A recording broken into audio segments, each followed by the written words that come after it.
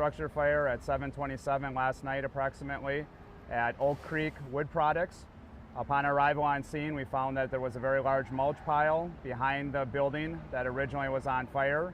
That mulch pile then spread to a pile of pallets that was approximately 100 feet by 150 feet by 50 feet tall against or behind the mulch that was about 300 feet by 100 feet by 70 feet tall. It then spread from the pallets into building number 1, and from building number 1 it extended into building number 2, and the fire was stopped at building number 2, so it didn't extend any further than that. How flammable is mulch, and did that play a role in keeping it contained? Obviously, wood products are very flammable, and when you have mulch, having it so shredded and fine, it's very easy for it to burn. And then the pallets have a lot of air that are around it, so the fire can spread through the pallets very easily and extend and grow very rapidly. How are your crews doing? I know this has been overnight till this morning. How is everybody doing? Most of our crews have been relieved at 5 o'clock this morning. There's approximately 5 members that have been here since 7:30 last night. The remainder of the crews were swapped out by mutual aid box alarm system at 5 o'clock this morning. We call them operational periods. So the operational period went from 5 this morning until 1 o'clock, and at 1 o'clock the next crews will come in and relieve them. How many firefighters would you say helped fight the fire? On the original call last night, there was approximately 154 firefighters that were here. There's approximately 60 that are here now on the second operational period, and the third operational period we expect to be about the same. What are they working on right now? There was 45 fire departments that were here from 6 different counties between last night and this morning so far, and with the next operational period that's going to extend. I'm not exactly sure to which counties that is, but that'll extend out from there as well, with both in departments and in counties that are responding. Sorry, I didn't mean to interrupt you there. What are you guys working on right now as we speak? What's kind of the... So right now the fire is contained in the buildings. That's done. That's all taken care of. The pallets are mostly taken care of, but the mulch is where our issue is. There was such a large pile of mulch, and the fire burns underneath the mulch, and it's very hard to get to. So we have to move that entire pile of mulch out, wet it down, and then put it to a new location. So the crews that are working in there now, the equipment is provided by the company, and then they bring it out. Our crews wet it down, and then it's moved to the next step Were there of where any it's stored. injuries? There were no injuries to firefighters or any personnel on scene. I know last night residents were talking about fire hydrants being hard to come by here. What's the water supply like? There are no fire hydrants in this area. Our closest fire hydrants are both in Slinger and in Jackson, which we use hydrants from both of those locations. Did that impact your ability to fight the fire last night, or have any impact in that regard? Having fire hydrants compared to not having fire hydrants is always a challenge, but we train for that, we practice on that, we have our departments, our mutual aid systems in place for that, so that is very, very common for us to deal with and does not pose a challenge to us, other than obviously it would be much easier if there was hydrants that were there. But that's what we do every day, is we train for that, we plan for that, we prepare for that. So not having the fire hydrants doesn't hinder us. It does make it more difficult, but it doesn't hinder us. People last night were worried about air quality. It might be too early to say that. Should people be worried with the smoke they see, or any idea on that? The majority of the products that were burned were all Class A combustibles, wood products, pallets, and the wood chips. So we do not expect that there was any air quality that we should be concerned with that. We do not know of any hazards that would have been released in the water that we used. Any idea? Go ahead. Going back to water, do you know how much water you guys use? Approximately 1.7 million gallons.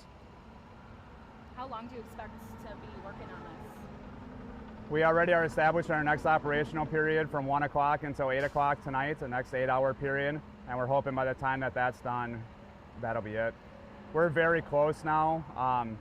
In the last 8-hour operational period or 10-hour operational period, we went from having about a third left down to maybe an eighth or a sixth. So, but the problem is this is the farthest away, the highest pile, and the most fire. So. Is this oh, go ahead. Were the buildings considered a total loss, or is it still? The one building, the first building, is a total loss. The second building is we saved more than 2/3 of it. So they're able to preserve all their equipment, tools, and that kind of stuff. The insurance company will determine if they can rebuild that building or if they're going to have to replace it. But they were able to save all their valuables inside of it by the efforts of the firefighters. Do you know what actually started the fire in the first place? We do not know what started the fire. The Washington County Sheriff's Department is investigating that as we speak. We know that it was in the mulch area, pallet area, before it was in the buildings, but we do not know the cause. That's under investigation. Foul play suspected. No foul play is expected. Could you just how big is this is the biggest fire you've ever seen in your career, or has Slinger seen? Could you talk to that? The size-wise of the fire, not necessarily. The amount of resources that we have here, it's very unusual to do what happened here. So we have what's called mutual aid box alarm system. So we have 7 tiers that are set up and pre-planned ahead of time. And then once we fill those 7, we go into what's called interdivisional. The counties next to us, Ozaukee, Washington, Fond du Lac, Dodge County. We've done two interdivisional task force for tenders this morning and 1 for a strike force. And this afternoon we're doing 2 additional. That's very rare. I've been doing this for 32 years, and we've been to fires of that size, but it's not very common. The fire up at Quad Graphics, the Watertown recycling fire, down by Racine they had the recycling center.